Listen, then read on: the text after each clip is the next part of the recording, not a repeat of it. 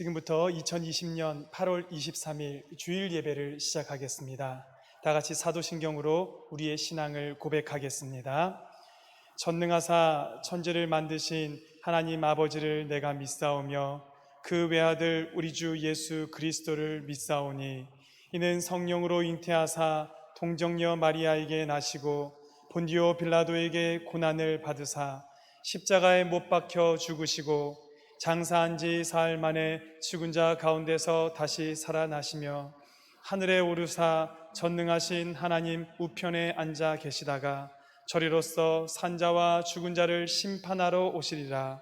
성령을 믿사오며 거룩한 공회와 성도가 서로 교통하는 것과 죄를 사하여 주시는 것과 몸이 다시 사는 것과 영원히 사는 것을 믿사옵나이다. 아멘. 우리 다 함께 찬송가 288장 예수를 나의 구주 삼고 함께 찬양하겠습니다.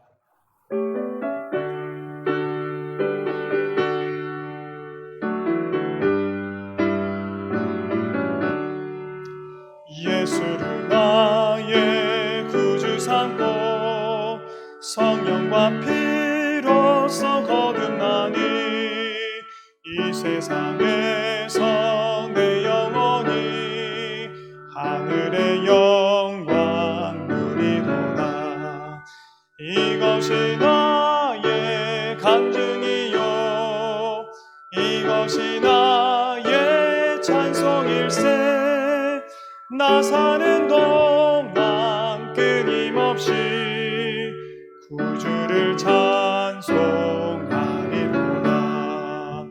온전히 주께 맡긴 내 영 사랑의 음성을 듣는 중에 천사들 왕래하는 것과 하늘의 영광 보리로다.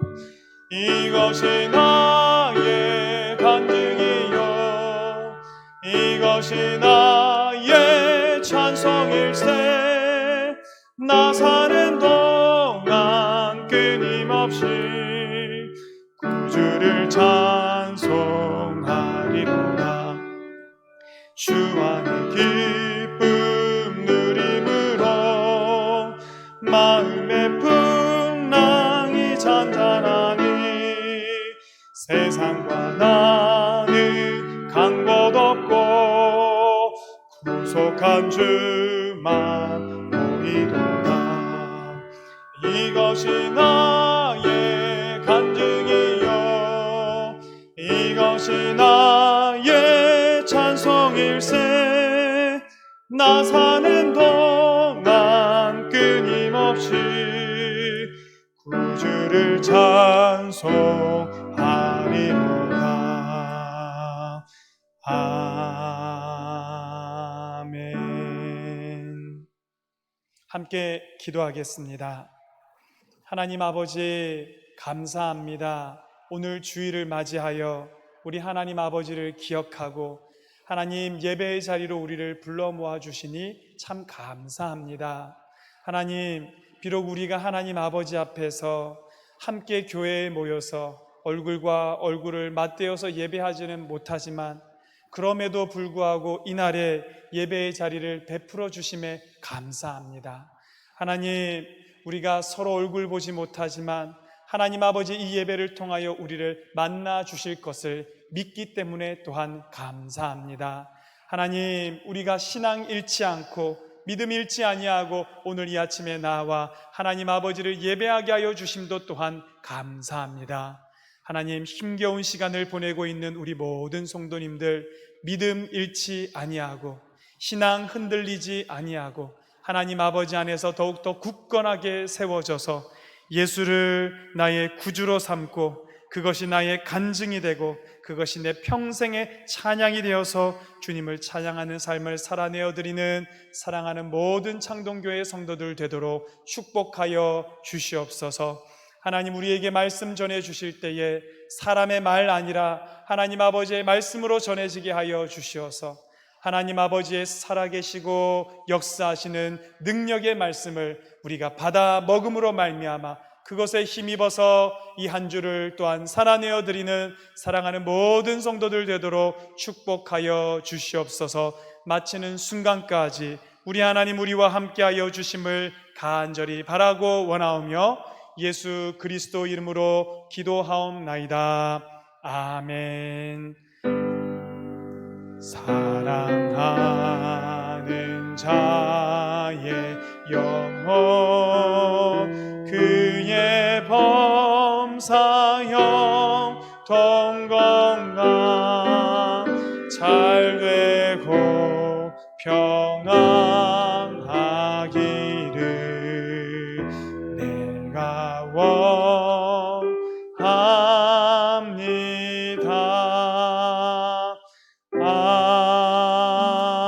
아멘. 오늘 하나님께서 우리에게 주시는 말씀은 구약 다니엘 1장 1절부터 9절까지의 말씀입니다. 구약 성경 1230면입니다.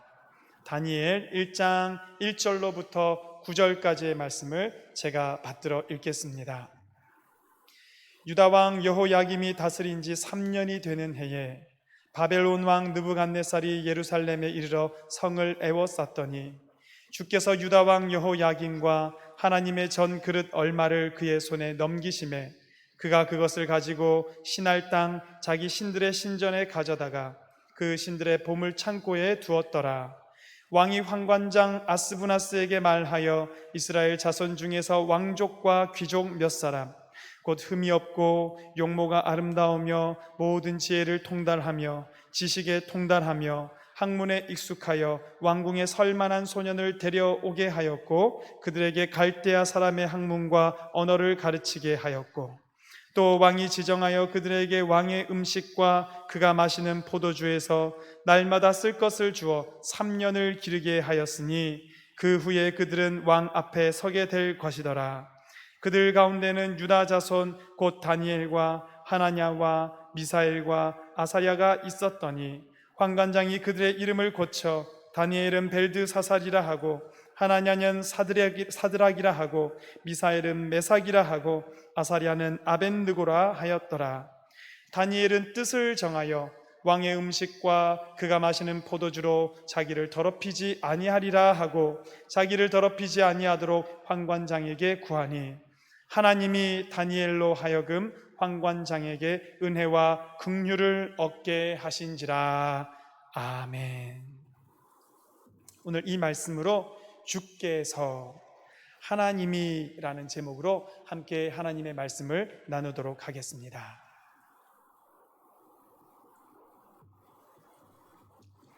여러분 지난 한 주간 어떠셨습니까? 우리 인생에 늘 조용한 한 주는 없었지만 지난 한 주간은 특별히 더 왁작지껄 시끌했던 그런 한 주였던 것 같습니다. 여러분 지난 주간에 제가 휴가 다녀오겠다고 인사를 드렸었는데요. 월요일 날 휴가 출발하고 화요일 날 이 모든 수도권에 있는 교회들은 비대면으로 예배를 드리라, 온라인 예배를 드리라라고 정부의 지침이 내려왔습니다. 그래서 화요일 오후에 부랴부랴 짐을 싸들고 다시 교회로 돌아오게 되었고요. 그로부터 지금까지 교회를 계속해서 지키고 있습니다. 혹시라도 제 미약한 힘이지만 우리 성도들 함께 모이지 못하는 이때에 제가 여러분들과 함께 있는다고 하면 그게 우리 성도님들에게 조금이나마 위로가 될 수 있을까, 조금이나마 힘과 격려가 될 수 있을까 하여서 이와 같이 함께합니다. 사실 목사는요, 이 주일 설교를 쉬는 것이 진짜 휴가인데 주일 설교를 이제 한번 쉬고 편안한 주일을 보내는가 보다 했는데 하나님께서 지금은 아니다 말씀하신 것 같습니다. 그래서 제가 아멘 했습니다. 성도 여러분, 우리 교회도 성도님들의 삶도 쉽지 않은 이때에 우리 함께 힘을 합쳐서 이 어려운 시간을 믿음으로 잘 이겨나가시는 저와 우리 모든 성도님들 되기를 간절히 축원합니다. 아멘. 자, 여러분, 개는 훌륭하다라는 예능 프로그램 혹시 여러분 보신 적 있습니까? 늘 한 주마다 한 마리씩 거기는 문제 개들이 등장합니다. 주인이 도저히 못 키울 만큼 사납거나 다른 개들과는 전혀 어울리지 못할 사회성이 없거나 하여간 문제 개가 등장하는데 그러면은 전문가고 훈련사이지요, 이 강형욱 씨가 그 개의 문제를 파악을 하고 그 개를 이렇게 수정해주고 그래서 훈련시키는 것까지가 그 프로그램입니다. 여러분, 저는 개를 막 좋아하거나 그러지는 않지만 개라는 동물에 굉장히 관심이 가더라고요. 어떻게 하면 저렇게 한꺼번에 변할 수가 있을까 신기하기도 하고, 그래서 가끔 집에 TV가 틀어져 있으면 그 프로그램은 그래도 챙겨보는 편입니다. 얼마 전에도 한번 봤습니다. 그런데 그날 출연했던 개는요, 보통 개처럼 막 싸납고 문제가 그렇게 많은 개가 아니라 오히려 평범해 보이는, 예뻐 보이고 순해 보이는 그런 개가 출연을 했습니다. 오죽하면 그 프로그램에 고정적으로 출연하는 이경규 씨가 그 개를 보면서 우스갯소리였겠죠. 야, 너 이 프로그램 제작비가 얼마인 줄 아냐? 너 지금 빨리 자기 본 모습을 보여서 문제 행동을 보이라는 겁니다. 그래야지 그걸 고쳐주고 이 프로그램이 되는데 너무 착하고 너무 순딩순딩하니까 그런 얘기까지 할 정도로 평범한 개였습니다. 그러다가 이내 한두 가지 정도의 문제 행동이 발견되게 되었고요, 그걸 고쳐주면서 그 프로그램은 그렇게 진행이 됐습니다. 저도 처음에 보는데요, 오늘은 별로 재미없겠다. 왜냐하면 저도 그걸 보다 보니까 진짜 문제 많은 개가 나와서 이 훈련사의 손을 거치면서 환골탈태라고 그러죠. 전혀 새로운 개로 변화되는 그런 극적인 변화가 참 보기에 좋아서 재미없겠다 싶었는데, 그럼에도 불구하고 끝까지 보다 보니까 제 생각이 좀 달라졌습니다. 흥미는 좀 떨어질지 모르겠지만 개를 키우는 이 견주들 입장에서는 진짜 공감되는 프로그램이었다. 그날 그 방송이 참 유익했겠다, 이런 생각이 들었습니다. 우리 주변에 늘 문제가 가득한 개들만 있는 건 아니지 않습니까? 평범해 보이기는 하지만 한두 가지씩 가지고 있는 그 문제를 소소하게 해결해 나가는 이 그날의 방송도 참 많이 유익하고 공감이 될 수 있겠다, 그런 생각이 들었던 것이었습니다. 그러면서 성도 여러분, 저는 성경 말씀을 생각하지 않을 수가 없었습니다. 성경에 보면 나오는 인물들이 늘 대단한 인물 나오지 않습니까? 그래서 그들 이름 앞에는 늘 수식어가 붙지 않습니까? 아브라함 같으면 믿음의 조상, 에스더 같으면 늘 무슨 말이 따라 붙습니까? 죽으면 죽으리라, 이 목숨 걸고 자기 민족을 지킨 지혜로운 여인. 베드로는 물 위를 걸은 사람, 예수님의 수제자, 대단한 인물들을 통해서 하나님께서 역사하심의 그 대단함을 발견하는 것도 참 유익합니다. 그런데 때로는 씁쓸한 마음이 들 때도 있는 것은 우리와는 너무 동떨어진 존재들이 아닌가. 그 사람들이야 원래 그런 믿음의 사람들이었으니까 그런 은혜를 누렸겠지만 우리는 그러지 못하는 것 아닌가. 여러분, 오늘 다니엘도 마찬가지입니다. 말씀을 준비하면서 다니엘에 대한 이런저런 자료들과 책을 찾아보는데 눈에 띄는 수식어가 있더라고요. 포로기 최고의 신앙의 영웅, 믿음의 영웅이 다니엘이었다. 대단한 사람이라는 겁니다. 그런데 여러분, 말씀 속에 들어가서 진짜 다니엘의 시각을 가지고 그 땅을 살아가는 다니엘의 심정으로 말씀을 읽어가는데 이런 생각이 들더라고요. 다니엘이 진짜 영웅이 되고 싶어서, 진짜 후대의 믿음의 본이 되어주고 싶어서 그 시대에 그와 같이 행동하고 그와 같이 살았을까? 그거는 아니더라라는 것입니다. 살다 보니까 포로로 잡혀가고 자기 삶이 뒤 흔들리게 되고 자기 삶이 무너지려는 상황 가운데서 자기가 믿는 하나님, 자기가 의지하는 하나님, 그분 한 분 붙들고 살아가려고 했던 한 사람의 노력과 고생이 담긴 이야기더라라는 것이죠. 하다 보니까 후대에서는 믿음의 영웅으로 칭송받고 있는 것일 뿐, 실제로 그 당시에는 두렵고 무서운 그 현실 가운데서 어떻게 하면 내 신앙을 지킬 수 있을까? 어떻게 하면 하나님께 버림받지 않고 오히려 하나님의 그 능력을 힘입어서 그 시간을 잘 버티고 지나갈 수 있을까? 고군분투했던 한 사람의 이야기가 바로 다니엘의 이야기더라라는 것입니다. 그래서 우리에게 의미가 있습니다. 왜냐하면 우리도 이 시간을 살아내어야 하는, 이때를 버티고 지나가야 하는 그 한 사람이기 때문이다라는 것입니다. 여러분, 오늘 이 다니엘 이야기를 통해서 오늘을 살아가는데 힘겨우신 분들이라면 희망 발견하시면 좋겠습니다.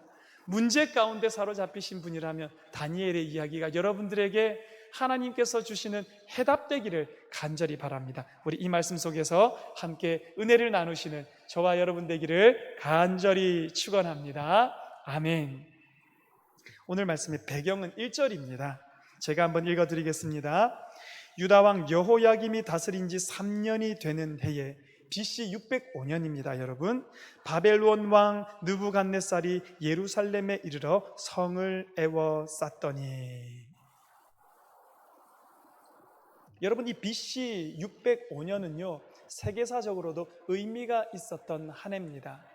근동지방이라고 하죠. 이 이스라엘이 위치한 그 주변을 근동지방이라고 하는데, 근동지방에는 전통적으로 강호, 맹주인 이집트, 성경에는 애굽이라고 표기된 나라가 있었습니다. 그런데 저쪽 이라크 쪽에서 새로운 강호가 등장하기 시작한 겁니다. 그 나라가 바벨론입니다. 이 근동지방에 패권을 두고 이집트와 바벨론이 갈그미스라는 곳에서 만나서 전쟁을 일으켰던 해가 BC 605년. 이 전쟁에서 바벨론이 승리하게 됩니다. 바벨론은 그 승리의 여세를 몰아서 애굽의 영향권 아래에 있었던 남유다까지, 그리고 예루살렘까지 포위하고 지금 그를 삼키려고 하고 있는 것이 오늘 1절의 말씀이다라는 것입니다. 여러분, 그런데 그 다음 절 2절 말씀을 보면 우리는 참 놀라운 말씀을 만나게 될 겁니다. 어쩌면 여러분들 충격받으실 수도 있는데요, 보십시오. 2절입니다. 주께서 유다왕 여호야김과 하나님의 전 그릇 얼마를 그의 손에 넘기시매. 여기까지만 읽겠습니다. 여러분 한번 따라해 보겠습니다. 주께서 한 번만 더. 주께서. 여러분, 이게 충격적인 말입니다. 아니, 주께서가 왜 충격적입니까? 유다왕 여호야김이 포로로 사로잡혀간 것, 하나님의 성전의 그릇이 이방인들의 손에 붙들려서 이방 신전에 보관되었던 것, 더 나아가 볼까요? 다니엘과 세 친구들이 포로로 잡혀갔던 것과 그들이 그 포로로 잡혀간 땅에서 암흑과도 같은 삶을 살아야만 했던 이 모든 일들을 누가 했다라고 지금 성경이 밝히고 있습니까? 주께서, 여호와 하나님께서 이와 같은 일을 일으키셨고 허락하셨다라는 겁니다. 그럼 우린 대번에 이런 질문이 들 수 있습니다. 아니, 어떻게 주께서 그런 일을 행하실 수가 있습니까? 우리가 알기로 하나님은 우리에게 복 주시는 분 아닙니까? 우리가 습관처럼 되뇌이는 말이 뭡니까? 하나님은 내게 가장 선한 것으로 주시기를 원하시는 분. 여러분, 그렇지 않습니까? 그런 하나님께서, 그런 주께서 어떻게 하나님의 백성이 몰락하도록 내버려 둘 수가 있으며, 어떻게 하나님의 성전의 그릇이 더럽혀지게 내버려 둘 수가 있으며, 더 나아가서는 하나님의 사람, 하나님만 믿고 있었던 이 전도 유망한 다니엘과 세 친구들을 이방인인 왕이었던 이 느부갓네살의 손에 넘겨질 수가 있었는가? 어떻게 그런 일이 있을 수 있겠는가? 우리는 마음에 이런 의문을 가질 수가 있습니다. 보통의 경우 같으면 하나님께서 이런 일을 행하셨다 할지라도 오히려 숨기는 게 더 나았겠습니다. 언급하지 않는 게 더 나을 뻔했습니다. 그런데 다니엘서에서는 그렇게 숨기지를 않습니다. 오히려 1장 2절 말씀에 당당하게 밝히고 있습니다. 뭐라고 밝히고 있습니까? 주께서 그들을 그의 손에 넘기셨다라고 밝히고 있다라는 것입니다. 여러분, 주께서라고 할 때 이 주, 아도나이, 여호와, 하나님, 그분이 대체 누구시기에 이런 일을 행하실까? 성경 속에서 우리가 만나는 여호와 하나님은 우리의 아버지 하나님, 우리의 아빠 아버지이신 하나님의 모습을 우리는 먼저 발견하게 됩니다. 성도 여러분, 저는 참 빨리 결혼한 편입니다. 28살에 결혼하고 아이도 29살에 참 빨리 낳은 편이었습니다. 그래서 30이 되었을 때는 30대 초반에 벌써 제 첫째 아이는 5살, 6살 이 어린 시절을 지나고 있었습니다. 그때에 저는 혈기왕성한 전도사였고요, 거칠 것이 없이 전도사로서 사역을 하고 있었습니다. 당시 제가 사역했던 교회는 성도가 한 200명 정도 되는 아담한 그런 가족과도 같은 교회였습니다. 우리 교회만 하더라도 부목사님 자녀가 누군지 성도님들 중에는 아는 분들도 계시겠지만 모르는 분들이 더 많으실 텐데요, 그때 당시는 제가 교육 전도사였음에도 불구하고 제 아들이 누군지 교회 사람들이 다 알았습니다. 마침 또 제가 교육 전도사 때부터 교회 근처에서 살면서 주일이면 하루 종일 아들이 거기서 뛰어놀고 수요일에도 금요일에도 늘 교회에서 놀았기 때문에 성도님들로부터 사랑도 받고 귀염도 받고, 하여간 교회는 제 아들의 이 놀이터였습니다. 그런 아들에게 제가 한 가지 용납하지 않은 것이 있었는데, 그게 뭐였냐면 예배 시간에 떠들지 마라, 예배 시간에 절대 돌아다니거나 예배 시간에 장난치지 마라. 제가 예배 시간에 떠드는 건 용납 안 했습니다. 여러분, 근데 애들이 어떤 존재입니까? 가만히 있으면 오히려 아픈 거고요, 가만히 있으면 문제 있는 존재인 게 우리 아이들일 겁니다. 제가 지금 같으면 절대로 그러지 않았을 텐데, 아까 제가 뭐라고 말씀드렸습니까? 너무너무 어린 시절에 처음으로 낳아서 처음으로 키우는 이 초보 아빠였고요, 더군다나 저는 혈기왕성하고 거칠 것이 없는 불타는 전도사였습니다. 그러다 보니까 예배 시간에 엄마와 같이 애가 예배를 드리다가 떠들 수 있잖아요, 장난칠 수 있잖아요, 약간씩 돌아다닐 수 있잖아요. 제가 그 꼴을 못 본 겁니다. 그게 보이면 잡아다가 사무실로 데려가서 엄청나게 혼내고, 때로는 매도 참 많이 들었습니다. 지금 생각해보면 설교 때 이런 말씀 드리면 안 되지만 진짜 미쳤다 싶었을 정도로 아이를 그렇게 잡았던 것 같습니다.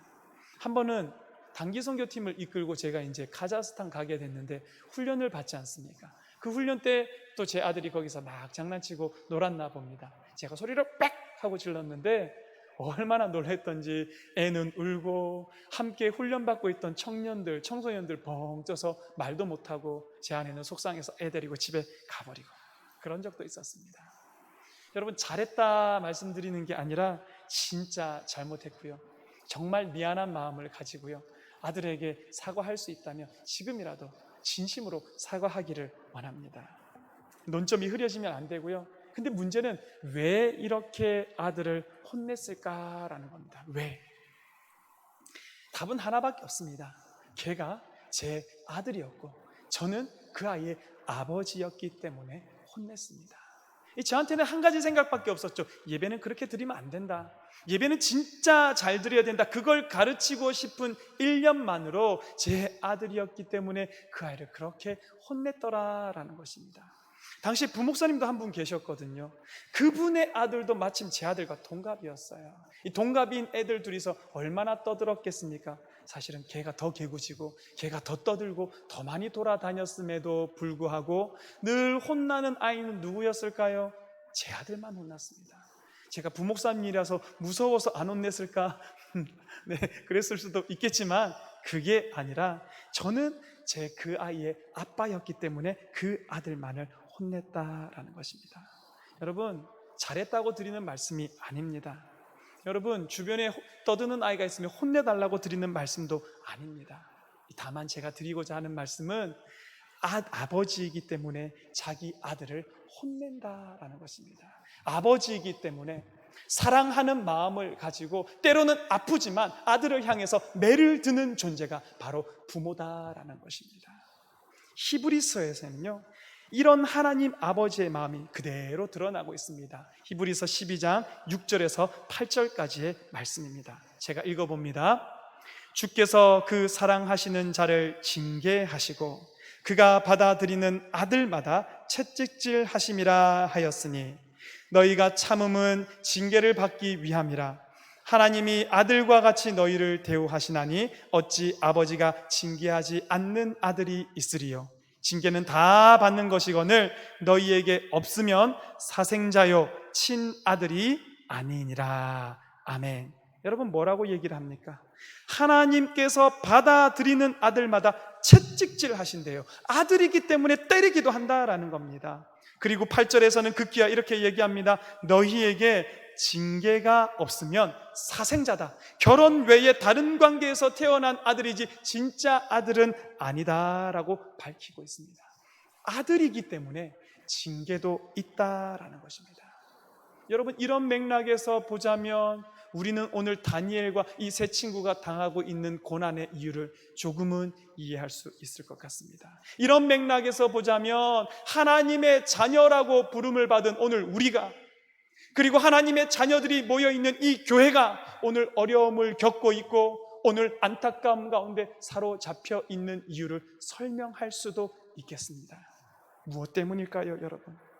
우리가 하나님의 아들이고 우리가 하나님의 딸이기 때문에 오늘 우리가 힘겨운 가운데 처해 있다라는 것입니다. 하나님께서 우리를 하나님의 자녀로 삼으시기 위해서, 하나님의 자녀로 키우시기 위해서 때로는 매를 드시고 때로는 징계의 막대기로 우리를 향하고 계시더라라는 것입니다. 그렇기 때문에 오늘도 고난의 자리에 계신 성도 여러분, 오늘도 나의 마음과 같지 않은 삶 때문에 혼란스러워하고 있는 청년들, 청소년들이 있다면 기억하시기를 간절히 바랍니다. 여호와 하나님께서 나의 아빠, 아버지시다라는 것을 말이죠. 아빠, 아버지시기 때문에 때로는 징계하시고, 아빠이기 때문에 때로는 때리기도 하시고, 아빠이기 때문에 때로는 우리를 혼내기도 하시지만 이 모든 것이 하나님 아버지의 사랑 때문임을 마음으로 깊이 받아들이시는 우리 모든 성도님들 되기를 간절히 바랍니다. 여러분, 두 번째로 주께서, 이 주님이 도대체 누구십니까? 제가 발견한 주님의 모습은 우리를 처절한 슬픔 가운데로 인도하시는 주님, 그리고 그 슬픔을 통하여서 우리 안에서 온전한 회개를 이끌어내시고 그 회개가 있는 자리에 하나님의 구원을 나타내시는 분이 바로 주 아도나이 여호와 하나님이더라라는 것입니다. 지금 다니엘과 세 친구를 하나님께서 내몰아 놓으신 바벨론에서의 환경이 어떤지 여러분 한번 직접 보십시오. 이들을 지도하고 있는 이가 황관장이랍니다. 황관이 누굽니까, 여러분? 우리나라로 치자면 내시, 궁전에서 일하기 위해서, 그런데 여자들이 많은 궁전에서 그들과 접촉을 원천적으로 봉쇄하기 위해서 남성성을 제거해버린 사람들, 쉽게 말해서는 거세한 이들을 내시라고 부르고 황관이라고 부릅니다. 지금 다니엘과 세 친구들을 이 황관장이 지도하고 있는 것을 보았을 때 우리는 뭐라고 미루어 짐작할 수 있겠습니까?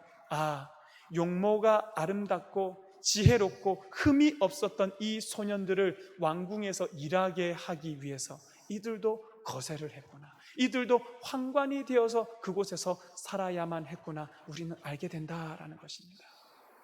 여러분, 이들의 출신 성분이 누구였습니까? 유다 왕조 아니면 최소 귀족의 자제들이라고 그랬습니다. 유다 땅에 있었으면 진짜 존중받고 진짜 사랑받고 진짜 대접받아야 했을 그들이 지금 바벨론 땅의 포로로 잡혀간 것만으로도 부족해서 그들의 남성을 제거당하게 되었다, 거세당하게 되었다라고 얘기하고 있는 것입니다. 그들의 마음이 어땠을까? 이름도 바뀌게 됩니다. 우리나라 사람도 이름 중요시 여기지만 이스라엘 사람들은 이름 안에 자기의 인격이 묻어 있다라고 생각을 했습니다. 더 목숨과도 같이 소중히 여기고 있었습니다. 그런데 다니엘, 하나님은 나의 재판장입니다 라는 뜻을 가진 이 다니엘의 이름은 벨드사살, 벨이시여 나의 아들을 구원하소서. 벨은 바벨론의 이 대표적인 우상을 얘기하고 있습니다. 하나님을 찬양하던 자의 이름에서 이방신을 찬양하는 이름으로 바뀌어버렸다라는 겁니다. 더 기가 막힌 건 미사엘, 하나님과 같은 자가 누군가? 미사엘이라는 이름이 메삭은 아쿠와 같은 자 누군가? 아쿠는 달의 신을 얘기하고 있습니다. 우리의 달의 신과 같으신 분이 누군가? 제일 대단한 신이 아쿠라는 이름으로 그 이름이 바뀌어버렸다라는 겁니다. 존재가 부정당하게 되고 여러분, 자기의 정체성이 흔들리게 되고 신앙마저도 박탈당하게 되는 그와 같은 자리에 이 다니엘과 세 친구들이 내몰리게 되었다. 그곳에서 그들을 다시 회복시키시는 하나님을 우리는 발견하게 된다라는 것입니다. 하박국서를 보면은요, 하박국이 하나님께 막 싸우듯이 따지듯이 두 가지 질문을 하고 하나님 그것에 대답하면서 하박국서가 이 기록이 되고 있습니다. 하박국의 첫 번째 질문 이겁니다. 하나님, 이 나라 이 꼬라지를 좀 보십시오. 이게 뭡니까? 어떻게 율법이 이렇게 해이해지고 하나님 정의가 없는 이런 땅이 생길 수 있습니까? 하나님을 향해서 따지듯이 묻습니다. 하나님 하박국에게 대답합니다. 갈대아인을 보내서 내가 다 쓸어버리겠다. 바벨론 군사를 얘기하는 거거든요. 바벨론 군사들로 하여금 그들을 다 쓸어버리겠다라고 말씀하십니다. 그랬더니 하박국이 더 흥분하죠. 아니, 하나님, 그런 법이 어디 있습니까? 두 번째 질문, 악한 사람이 자기보다 의로운 사람을 심판하는데 왜 하나님 잠잠하십니까? 이 악한 바벨론이 그들보다 의롭다고 하는 이스라엘 땅을 지금 삼키려고 하는데 어떻게 이 일을 가만히 두십니까? 그에 대해서 하나님께서 하신 말씀이 우리가 잘 아는 말씀입니다. 의인은 믿음으로 말미암아 살리라. 오직 의인은 믿음으로 말미암아 살겠다라는 말씀을 하십니다. 이렇게 하박국과 하나님이 주거니 받거니 하면서 질의응답하는 사이에 하박국이 하나님께 승복하게 됩니다. 그리고 마지막에 3장 16절에 이렇게 하나님께 고백하게 됩니다. 들어보십시오. 내가 들었으므로 내 창자가 흔들렸고, 이 바벨론 군대가 오는 소리를 들었기 때문에 창자가 흔들렸다라는 거죠. 그 목소리로 말미암아 내 입술이 떨렸도다. 바벨론 군대의 목소리를 들었겠지요. 그랬더니 두려움으로 그 입술이 막 떨리는 겁니다. 그런데 하박국이 달라졌습니다. 그 다음 장입니다. 무리가 우리를 치러 올라오는 환난 날을 내가 기다림으로, 여기까지입니다. 여러분, 바벨론이 이스라엘 땅을 치기 위해서 올라오는 그 말발굽 소리를 들었기 때문에, 그들이 올라오는 그 소리를 내가 들었기 때문에 그 환난 날을 거절하는 것이 아니라 오히려 환난 날을 기다리고 있다라는 것입니다. 여러분, 그 땅은 하나님의 정의가 실현되지 않던 땅이었습니다. 그 땅에는 악인들이 길길이 날뛰면서 오히려 하나님의 백성들이 고통받고 있던 땅이었습니다. 왜 하나님을 믿어야 되는지 그 의미조차도 잊어버리게 만드는 땅이 그 땅의 현실이었는데, 그곳에서 부르짖고 있었던 이 하박국이 처절한 슬픔 가운데서 온전한 회개를 발견한 겁니다. 철저히 낮아지고 무너진 그 자리 가운데서 구원을 베푸시는 하나님의 놀라운 구원의 신비를 발견하게 된 것입니다. 그랬더니 뭐라고 고백합니까? 자기를 심판하러 올라오는 저 바벨론의 환난 날을 주여 내가 기다립니다. 그러면서 18절에 나는 여호와로 말미암아 즐거워하며 나는 구원의 하나님으로 말미암아 기뻐하리로다. 할렐루야, 아멘. 여러분, 지금 하박국이 어디서 기뻐합니까? 자기 나라가 멸망하려고 하는 그 입구에 서서 하나님을 발견하고 기뻐합니다. 자기 나라가 지금 곧 멸락당할 즈음 그 시기에 하나님의 구원을 바라보면서 기뻐할 수 있는 사람으로 바뀌게 되었다라는 것입니다. 성도 여러분, 근데 우리의 삶을 보면은요, 우리도 똑같이 지금 위기의 상황 가운데 처해 있는 것을 발견합니다. 이틀 전에 금요일에 기사 중에 제가 정말 보고는 가슴이 철렁 내려앉는 기사 제목이 있었습니다. 물론 무슨 의도로 쓰여졌는지 제가 그 의도를 다 파악할 수는 없지만요, 제목이 이렇습니다. 2020년 8월 한국에서 개신교는 사형 선고를 받았다. 제가 이 기사의 제목과 내용에 다 동의하지 않습니다. 그럼에도 불구하고요, 여러분, 이 기사를 읽어가는데 제가 부인하지 못할 사실들이 있다는 것도 또한 인정할 수밖에 없었습니다. 오늘날 우리 교회가 사회 가운데서 이런 취급을 당하고 있다. 그러면 목사들은 잘했는데 이런 취급을 당하게 됐을까요? 아니요. 올해 초 2월 달에 기윤실이라고 기독교 윤리 실천 운동이라는 이거 기독교 단체에서 설문조사를 했습니다. 성인 남녀 1000명을 대상으로 해서 목사의 신뢰도에 대한 설문을 조사했는데 68%가 목사는 신뢰할 수 없는 존재다. 31%만이 나는 목사 신뢰한다. 우리나라에 살아가고 있는 국민 가운데 3명 중에 2명은 목사를 못 믿을 존재로 생각한다라는 것입니다. 여러분, 이거 대답한 사람들이 나쁜 사람들만 골라서 대답했기 때문에 이런 결과가 나오게 됐을까요? 아니요. 목사들이 잘못했으니까 이런 결과가 나오게 됐죠.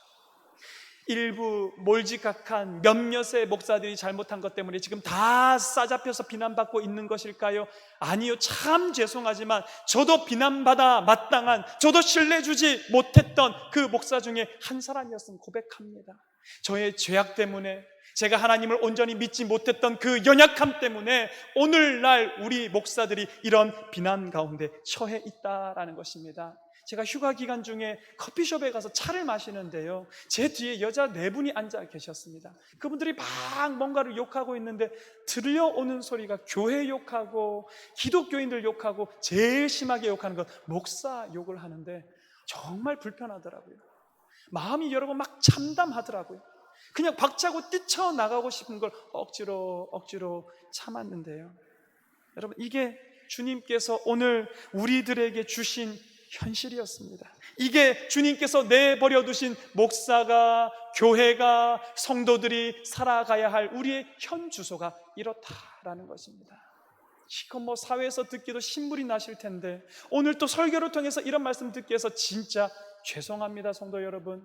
그럼에도 불구하고 제가 이 말씀을 드려야 하는 이유가 무엇일까요?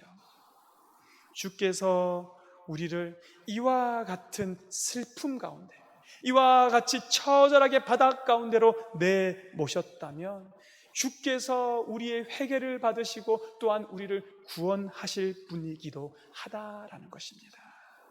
다시 말씀드립니다.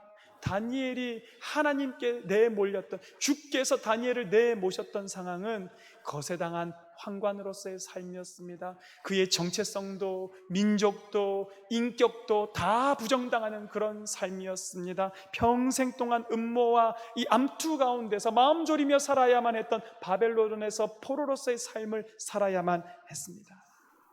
그럼에도 불구하고 한 번만 더 따라해 볼까요? 주께서 이 주께서 데려다 놓으신 그 자리가 억울하지만은 않은 이유는 무엇이었을까요?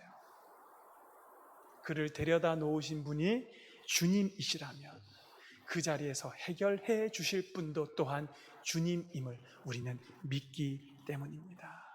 여러분 기억하시고 여러분 믿으시기를 간절히 바랍니다. 우리를 이 바닥 가운데 거하게 하신 분이 주님이시기 때문에, 주께서 우리를 이 자리 가운데 내모셨기 때문에 주께서 또한 알고 계신다는 겁니다. 우리의 삶이 어떤지, 이 땅 가운데서 우리가 어떤 취급받으면서 살아가고 있는지, 이 땅 가운데서 우리가 저지르지도 않은 일까지 모두 덤탱이 써서 비난받고 있는지, 또 안타깝지만 우리의 잘못과 우리의 죄과 때문에 오늘도 그 죄값을 치르면서 이 땅에서 어떤 어려움 속에서 살아가고 있는지 주께서 우리를 여기 데려다 놓으셨기 때문에 주께서 알고 계신다.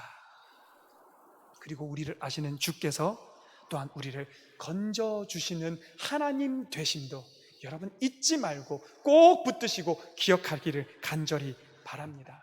그래서 9절 말씀은 뭐라고 얘기하고 있습니까? 우리 한 목소리로 함께 읽어보겠습니다. 시작. 하나님이 다니엘로 하여금 황관장에게 은혜와 긍휼을 얻게 하신지라. 아멘.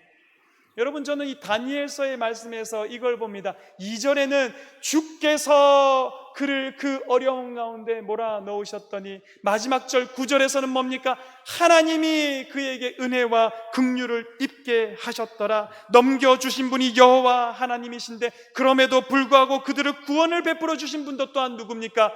여호와 하나님이더라 라는 것입니다. 다니엘서 1장뿐만 아니라 다니엘 전체의 이야기의 주제는 이겁니다. 주께서 우리를 환난에 처하게도 하시고 주께서 우리를 어려움 가운데 데려다 놓기도 하시지만 또한 그 하나님이 우리를 건져주시기도 하시고 그 하나님이 은혜와 긍휼로 우리를 구원해 주시는 하나님이시다. 이 다니엘과 친구들의 삶은요, 주께서 시작하셔서 하나님으로 마무리되는 삶을 살았다라는 것입니다. 그들만 그랬을까요? 우리 성도들의 삶도 마찬가지입니다. 주님으로 시작해서 하나님으로 끝나는 인생, 주께서 문제를 주시면 하나님께서 책임지시는 인생, 그와 같은 인생을 우리가 살게 되었다라는 것입니다. 할렐루야, 아멘입니다. 여러분, 제가 아까 저희 아들 어릴 때 혼낸 얘기를 했는데요, 오늘 또 한 번 혼낼 이야기를 하겠습니다. 제가 성격 파탄자거나 아들을 막 애들을 쥐어잡고 그러지 않습니다, 여러분. 그런데 설교 말씀을 하다 보니까 이게 이야기를 해야 해서 드리는 말씀입니다. 가끔 아이들 혼낼 때가 있습니다. 특히 저는 이 아이들 학원 보내지 않고 제가 공부를 가르치다 보니까 화나는 일도 많고 혼내는 일도 참 많은데요, 이 혼내다 보니까 나름의 저도 이제 노하우가 쌓여서 자잘하게 여러 번 혼내는 거 이거 별로 효과 없고, 한 번 혼낼 때 가끔 혼내더라도 아주 눈물을 쏙 빼놓을 정도로 호되게 혼내는 것이 훨씬 더 효과적이라는 것을 알게 됐습니다. 그래서 제가 저희 아이들을 혼내면요 진짜 심하게 몰아붙입니다. 할 수 있는 데까지 강하게 몰아붙입니다. 이 호되게 눈물 흘리게 그렇게 혼을 내는 겁니다. 근데 여러분, 아이를 혼내기 시작하면서부터 혼내는 시간 내내 제가 기다리고 있는 딱 한 순간이 있습니다. 여러분, 그 순간이 언제인 줄 아십니까?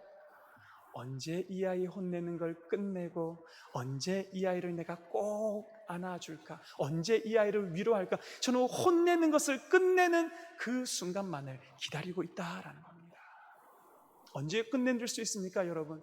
말귀를 알아들을 때, 지 잘못을 뉘우칠 때, 정말로 마음으로 돌이키고 눈물로 회개하면서 다시는 그러지 않겠다라고 말할 그때가 혼내는 것을 끝내는 순간인데요, 그때가 되면 제 목소리가 달라지죠. 말투도 달라지고 눈에 도끼도 빠지고 손가락질하고 있던 이 손은 어느새 그 아이의 등을 다독다독거리면서 괜찮아, 그래, 아빠랑 같이 하면 돼, 이렇게 바뀌더라라는 것입니다. 여러분, 제가 아이들을 혼내기는 혼내지만 사랑하니까 혼냅니다. 모든 부모가 마찬가지일 겁니다. 혼내기는 혼내지만 용서하기 위해서 혼내는 거고요, 아이들 입장에서는 혼날 때 그러니까 두려워할 필요가 없을 것 같아요. 이 아빠는 언제 용서할지 용서할 때만 찾고 기다리고 있는 아빠이기 때문에 두려워할 필요가 없는 혼냄을 혼내고 있다라는 것입니다. 저는 우리 하나님도 이와 똑같은 마음일 거라고 생각합니다. 주께서 다니엘을 그 땅 가운데 새 친구들과 함께 보내셨습니다. 아마도 하나님은 그 시간으로부터 시작해서 그 순간만을 기다리고 계셨을 거예요. 언제 다니엘과 저 친구들을 내가 은혜와 긍휼로 붙잡을까? 언제 저들을 구원하여서 내 품에 꼭 안아주고 위로할 수 있을까? 하나님은 바로 그 순간만을 기다리고 계셨을 것이다. 환난 싫습니다. 좋아하는 사람이 어디 있습니까? 채찍은 아픕니다. 여러분, 이 땅에서 사는 것처럼 포로의 삶 너무 무섭고 두렵습니다. 그럼에도 불구하고 여러분, 낙심하지 말아야 할 것은 그 끝에 여호와 하나님의 은혜와 긍휼이 우리를 기다리고 있기 때문입니다. 오늘 여러분들께서 떨어져서 살아가고 있는 그 나락과 같은 삶이, 그 철저한 슬픔 가운데 살아가는 삶이 낭망되십니까? 그러면 여러분, 로마서 5장 20절 말씀 기억하시기 바랍니다. 죄가 더한 곳에 은혜가 더욱 넘쳤나니. 한 번 더, 죄가 더한 곳에 은혜가 더욱 넘쳤나니.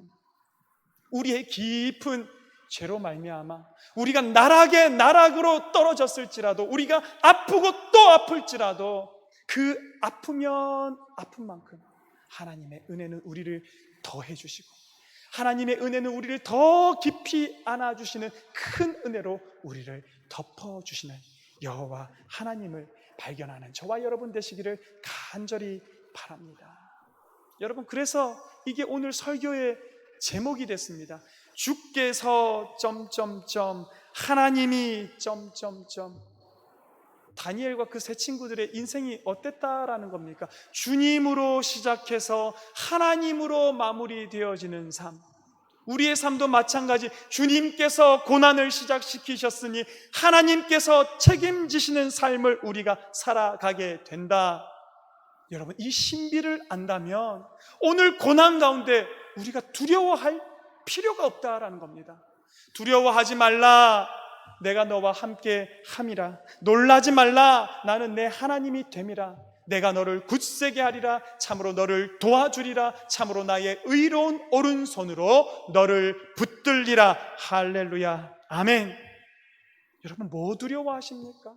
뭐가 여러분의 심령을 그렇게 힘들게 옥죄고 계십니까? 주님께서 시작하셨으니, 주님께서 책임지시지요. 주님께서 고난 주셨으니 주님께서 우리를 감싸 안으시고 치료하시고 싸매어 주시겠지요. 그게 우리의 인생이다라고 하나님 말씀하고 있습니다. 주신 자도 여호와시요 취하신 자도 여호와시오니 여호와의 이름이 찬송을 받으실지어다.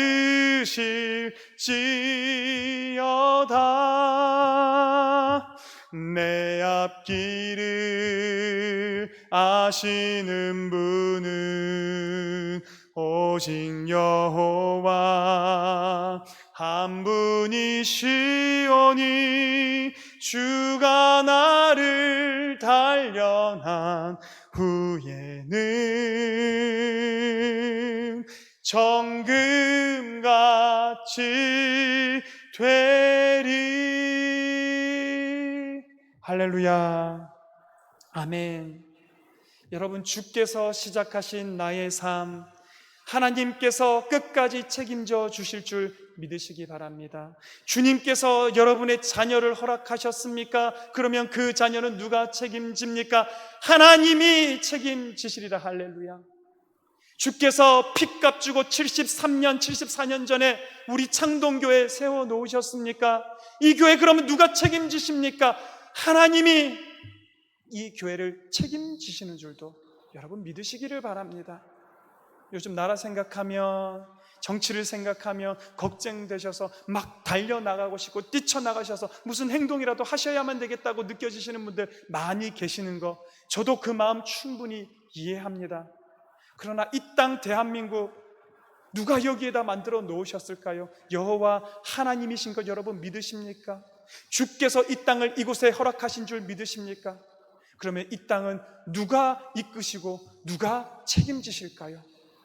하나님이 주셨으면 하나님이 책임지시는 거고, 주께서 허락하셨으면 주께서 이 땅을 이끌어 가시는 것을 믿음으로 받아들이시는 저와 여러분 되시기를 주님 이름으로 간절히 축원합니다. 그 믿음이 오늘 이 땅을 살아갈 수 있는 힘과 능력과 용기가 되어서 그 믿음으로 하나님 안에서 다니엘처럼 살아내어 드리시는 사랑하는 우리 모든 창동교회 성도 되시기를 주님 이름으로 간절히 축원합니다. 아멘. 기도하겠습니다. 하나님 아버지, 주께서 시작하신 이 인생 하나님이 책임지심을 맛보게 하여 주시옵소서. 주께서 허락하신 우리 가정 하나님이 책임지시고 이끄심을 보게 하여 주시옵소서. 주님의 교회 하나님이 이끄심을 우리가 맛보게 하여 주시고, 주님의 나라 대한민국 선교하기 위하여 이 땅에 하나님 아버지께서 세워두신 이 나라 하나님 아버지께서 이끄셔서 하나님의 뜻을 이루어드리는 대한민국으로 영원히 주님께 쓰임받는 이 나라 이 민족 되게 축복하여 주시옵소서. 오늘도 두려움 없이 주께서 하나님을 끝까지 따라 내어드리는 모든 창동교회 성도들 되기를 간절히 바라고 나올 때에 예수 그리스도 이름으로 기도하옵나이다. 아멘.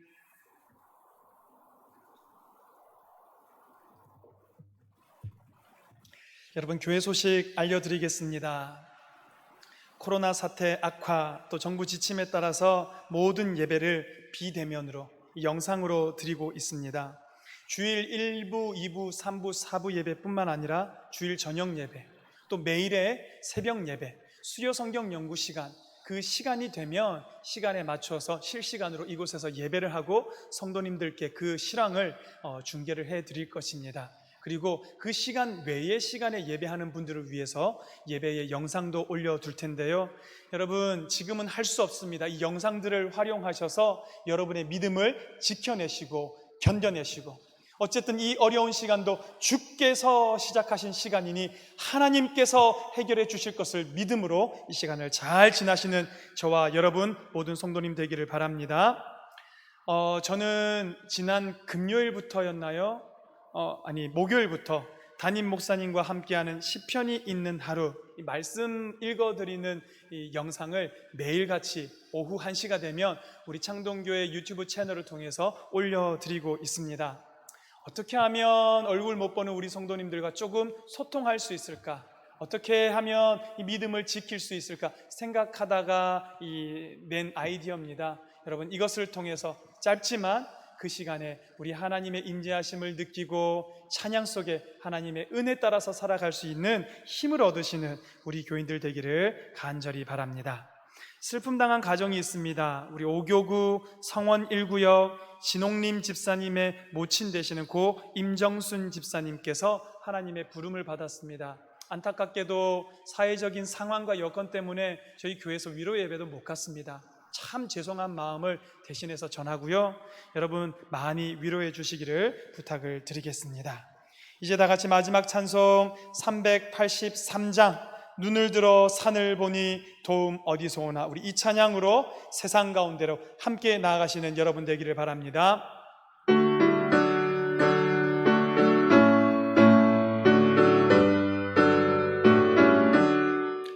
눈을 들어 산을 보니 도움 어디서 오나, 천지 지은 주 하나님 나를 도와주시네. 나의 발이 실족 않게 주가 깨어 지키며 택한 백성 항상 지켜 길이 보호하시네. 도우시는 하나님이 내게 그늘 되시니, 낮의 해와 밤의 달이 너를 상치 않겠네. 내게 화를 주지 않고 오늘 보호하시며, 너의 주님 지금부터 영영 인도하시니. 아멘.